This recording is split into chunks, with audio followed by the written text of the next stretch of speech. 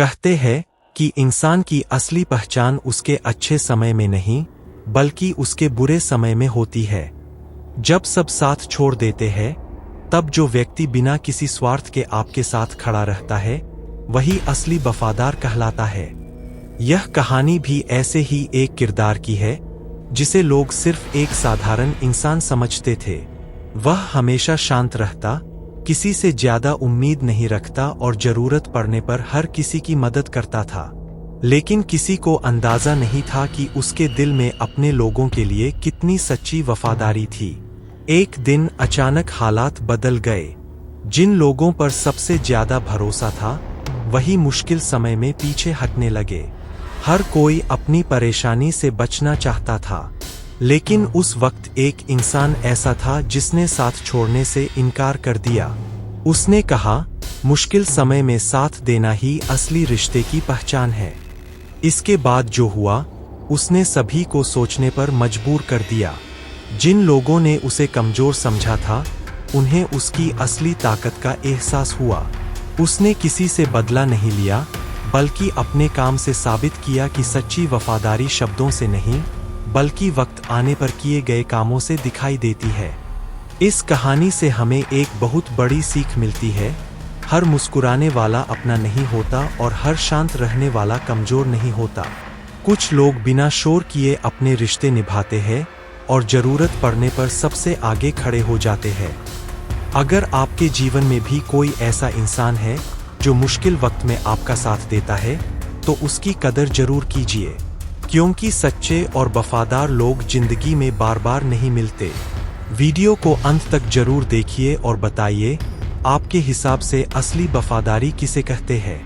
पिछली कहानी के बाद सब कुछ बदल चुका था। जिन लोगों को लगता था कि वह हमेशा चुप रहेगा और हर बात सहता रहेगा, अब उन्हें समझ आने लगा था कि उसकी खामोशी के पीछे एक मजबूत इरादा छिपा हुआ है। लेकिन कहानी अभी खत्म नहीं हुई थी। अगले दिन सुबह नुक्कड़ पर माहौल कुछ अलग था। रोज की तरह लोग वहां इकट्ठा तो हुए, लेकिन आज हर किसी की नजर उसी इंसान पर थी, जिसने मुश्किल वक्त में अपने दोस्त का साथ नहीं छोड़ा था। तभी वहां एक पुराना परिचित आया। उसने मुस्कुराते हुए कहा, तुमने उस दिन मेरा साथ क्यों दिया? तुम्हें पता था कि इससे तुम्हें भी परेशानी हो सकती है। वह कुछ पल चुप रहा और फिर बोला, रिश्ता सिर्फ अच्छे दिनों में साथ बैठने का नाम नहीं है। जब हालात खराब हों, तभी पता चलता है कि कौन अपना है और कौन सिर्फ नाम का। उसकी बात सुनकर वहां खड़े सभी लोग शांत हो गए। लेकिन तभी एक नई खबर सामने आई। जिस मामले को सब खत्म समझ रहे थे, उसमें एक नया मोड़ आ गया था। किसी ने जानबूझकर गलतफहमी पैदा की थी और अब शक उसी व्यक्ति पर किया जा रहा था, जिसने सबसे ज्यादा भरोसा दिखाया था। लोगों ने सवाल उठाने शुरू कर दिए। कुछ लोगों ने कहा कि शायद उसने सब कुछ अपने फायदे के लिए किया था। कुछ ने कहा कि उसकी वफादारी सिर्फ दिखावा थी। लेकिन उसने किसी को सफाई देने की जल्दी नहीं की। उसने बस इतना कहा, सच्चाई को साबित करने के लिए हमेशा शब्दों की जरूरत नहीं होती। समय आने पर सच खुद सामने आ जाता है। इसके बाद उसने उस मामले की सच्चाई पता करने का फैसला किया। उसने एक एक करके सभी लोगों से बात की और पुरानी बातों को जोड़ना शुरू किया। धीरे धीरे उसे एक ऐसी बात का पता चला, जिसके बारे में किसी ने सोचा भी नहीं था। जिस व्यक्ति पर सबसे ज्यादा भरोसा किया जा रहा था, वही इस पूरी गलतफहमी की वजह बना हुआ था। अब उसके सामने दो रास्ते थे, या तो चुप रहकर सब कुछ पहले जैसा होने दे, या फिर सच्चाई सबके सामने रख दे। उसने दूसरा रास्ता चुना, लेकिन उसने किसी को नीचा दिखाने के लिए सच्चाई नहीं बताई। उसका मकसद सिर्फ इतना था कि निर्दोष इंसान पर गलत आरोप न लगे। जब आखिरकार पूरी सच्चाई सामने आई, तो सभी को अपनी गलती का एहसास हुआ। उसका दोस्त उसके पास आया और बोला, मैंने तुम पर शक किया, मुझे माफ कर दो। वह मुस्कुराया और बोला, गलती हर इंसान। पिछले भाग में आपने देखा कि आखिरकार सच्चाई सबके सामने आ गई थी। जिस इंसान पर शक किया जा रहा था, वह बेगुनाह निकला। लेकिन इसी बीच एक ऐसा राज सामने आया जिसने पूरी कहानी को एक नई दिशा दे दी। सुबह होते ही नुक्कड़ पर फिर से लोगों की भीड़ जमा होने लगी। हर कोई उसी बात को लेकर चर्चा कर रहा था कि आखिर वह पुरानी जानकारी क्या थी जिसका जिक्र कल रात हुआ था। वह चुपचाप एक कोने में बैठा सबकी बातें सुन रहा था। तभी उसका पुराना दोस्त उसके पास आया और बोला, तुम मुझसे कुछ छिपा रहे हो। उसने उसकी तरफ देखा और कुछ देर तक चुप रहा। फिर बोला, कुछ बातें ऐसी होती है जिन्हें बताने का सही वक्त आने तक इंतजार करना पड़ता है। दोस्त ने पूछा, लेकिन अब तो सब कुछ सामने आ चुका है, फिर भी तुम चुप क्यों हो? उसने कहा, क्योंकि जो सच मुझे पता चला है उससे सिर्फ एक इंसान नहीं बल्कि कई रिश्ते प्रभावित हो सकते हैं। यह सुनकर दोस्त हैरान रह गया। उसी समय वहां एक बुजुर्ग व्यक्ति पहुंचे। उन्होंने उसे देखते ही कहा, अब वक्त आ गया है कि तुम सबको सच्चाई बता दो। नुक्कड़ पर अचानक खामोशी छा गई। सबकी निगाहें उन्हीं दोनों पर टिक गईं। बुजुर्ग ने धीरे धीरे एक पुरानी घटना के बारे में बताना शुरू किया। कई साल पहले इसी जगह पर एक ऐसा फैसला लिया गया था जिसने कई लोगों की जिंदगी बदल दी थी। लेकिन उस फैसले की असली वजह आज तक किसी को नहीं पता थी। अब पहली बार उस राज से पर्दा उठने वाला था। सबको पता चला कि जिस व्यक्ति को इतने सालों से गलत समझा जा रहा था, उसने वास्तव में दूसरों को बचाने के लिए अपनी बदनामी तक स्वीकार कर ली थी। उसने कभी किसी से शिकायत नहीं की, कभी अपनी सफाई नहीं दी और कभी यह नहीं बताया कि असली सच्चाई क्या थी। यह सुनकर वहां मौजूद लोगों को अपनी पुरानी सोच पर शर्म महसूस हुई। उसका दोस्त भावुक होकर बोला, अगर तुमने इतने साल पहले सच बता दिया होता तो शायद तुम्हें इतना कुछ सहना नहीं पड़ता। वह मुस्कुराया और बोला, कुछ लड़ाइयां जीतने के लिए नहीं बल्कि अपनों को बचाने के लिए लड़ी जाती है। ये शब्द सुनकर सबकी आंखें नम हो गईं। लेकिन तभी दूर से एक व्यक्ति वहां आया। उसके चेहरे पर घबराहट साफ दिखाई दे रही थी। वह सीधे उसके पास पहुंचा और बोला, मुझे तुमसे अकेले में बात करनी है।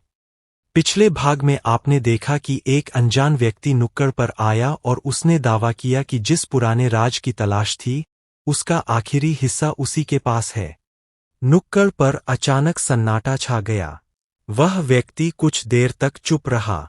फिर उसने अपनी जेब से एक पुरानी डायरी निकाली और उसके हाथ में देते हुए कहा, इसे पढ़ने के बाद शायद तुम्हें अपनी जिंदगी की कई बातें समझ आ जाएंगी। उसने डायरी खोली। पहले कुछ पन्नों पर पुरानी तारीखें और कुछ नाम लिखे हुए थे।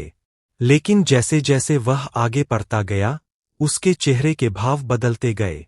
उस डायरी में उन घटनाओं का जिक्र था जिनके बारे में आज तक सिर्फ अंदाजा लगाया जाता था। उसे समझ आने लगा कि वर्षों पहले जो कुछ हुआ था उसके पीछे किसी एक इंसान का हाथ नहीं था। कई लोगों ने अपनी अपनी मजबूरियों के कारण सच्चाई छिपाई थी।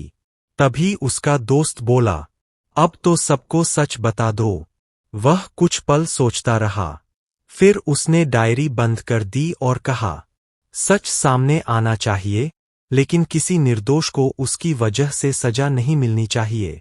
उसकी यही बात सुनकर वहां खड़े बुजुर्ग ने कहा, यही वजह है कि लोग तुम्हें वफादार कहते हैं। तुम सिर्फ अपने दोस्तों के लिए नहीं बल्कि सही बात के लिए खड़े होते हो।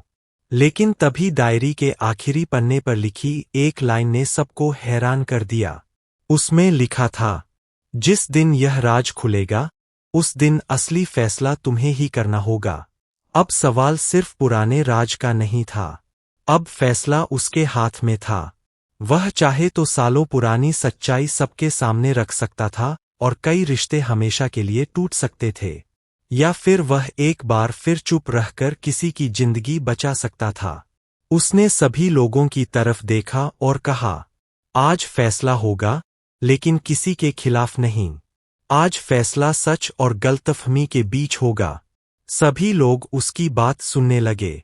तभी वही व्यक्ति जो डायरी लेकर आया था आगे बढ़ा और बोला, एक बात अभी बाकी है। सबकी नजर उसकी तरफ चली गई। उसने कहा, इस डायरी में जो लिखा है वह पूरी कहानी नहीं है। असली सबूत अभी मेरे पास है। यह सुनकर सबके चेहरे पर हैरानी छा गई। वह अपनी जेब से एक पुरानी तस्वीर निकालता है। तस्वीर देखते ही वह कुछ सेकंड के लिए बिल्कुल शांत हो जाता है, क्योंकि उस तस्वीर में वही लोग मौजूद थे जिनके बारे में पिछले भाग में आपने देखा कि एक पुरानी तस्वीर ने पूरी कहानी को फिर से उलझा दिया। तस्वीर में 4 लोग मौजूद थे, लेकिन चौथे व्यक्ति की पहचान आज तक किसी को नहीं पता थी। वह तस्वीर को ध्यान से देखता रहा। उसकी नजर बार बार उसी चौथे व्यक्ति पर जा रही थी। तभी उसके दोस्त ने पूछा, क्या तुम इसे पहचानते हो? उसने धीरे से सिर हिलाया। नहीं, लेकिन ऐसा लग रहा है जैसे मैंने इसे कहीं देखा है। बुजुर्ग ने कहा, तुमने इसे देखा है, बस तुम्हें याद नहीं। यह सुनकर वह चौंक गया। बुजुर्ग ने आगे बताया कि यह तस्वीर बहुत साल पहले उसी नुक्कड़ पर ली गई थी। उस समय 4 लोग एक साथ थे और उनके बीच एक ऐसा फैसला हुआ था जिसने आने वाले कई सालों की कहानी बदल दी। लेकिन उस फैसले के बाद चौथा व्यक्ति अचानक वहां से चला गया था। किसी को नहीं पता था कि वह कहां गया। तभी डायरी लेकर आया व्यक्ति बोला, वह गया नहीं था, उसे जाने के लिए मजबूर किया गया था। नुक्कड़ पर फिर खामोशी छा गई। उसने पूछा, लेकिन क्यों? वह व्यक्ति बोला, क्योंकि उस समय किसी एक इंसान को जिम्मेदारी अपने ऊपर लेनी थी और उसने खुद आगे बढ़कर सबकी जिंदगी बचाने का फैसला किया। अब कहानी का एक नया पहलू सामने आ चुका था। जिस इंसान को लोग सालों से गलत समझते रहे, वह शायद किसी और की गलती अपने सिर पर लेकर जी रहा था। वह कुछ देर तक चुप रहा। फिर उसने कहा, अगर यह सच है तो हमें उसे ढूंढना होगा। सबने उसकी तरफ देखा। उसने पहली बार इतने भरोसे के साथ कहा, जिसने दूसरों के लिए अपनी पूरी जिंदगी बदल दी, उसे हम यूं अकेला नहीं छोड़ सकते। उसी शाम उन्होंने उस पुराने पते की तलाश शुरू की जो डायरी के आखिरी पन्ने पर लिखा था। काफी कोशिश के बाद उन्हें एक जगह का नाम मिला, लेकिन वहां पहुंचकर उन्हें पता चला कि वह व्यक्ति कई साल पहले वहां से जा चुका था। सिर्फ एक चीज वहां बाकी थी, एक पुराना पत्र। पत्र के ऊपर सिर्फ एक लाइन लिखी थी, अगर तुम सच में मुझे ढूंढते हुए यहां तक पहुंचे हो तो अब तुम्हें आखिरी कदम खुद उठाना होगा। उसने पत्र को हाथ में लिया और अपने दोस्त की तरफ देखा। अब उसे एहसास हो चुका था कि यह सिर्फ पुराने राज की तलाश नहीं थी, यह उसके अपने अतीत की तलाश थी। लेकिन पत्र के अंदर लिखी अगली बात पढ़ते ही उसके चेहरे का रंग